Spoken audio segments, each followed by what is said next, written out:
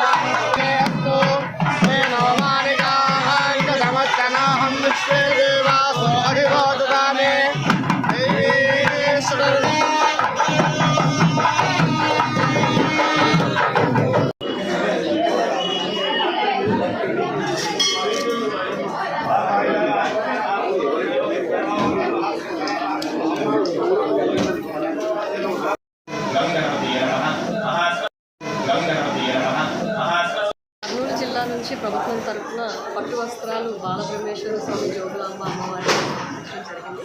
ఇది ప్రతి సంవత్సరం ఆన్వైన్లీగా వస్తుంది కాబట్టి ఈ సంవత్సరం కూడా పట్టు సమర్పించుకొని అమ్మవారి బ్లెస్సింగ్స్ తీసుకోవడం జరిగింది. Thank you.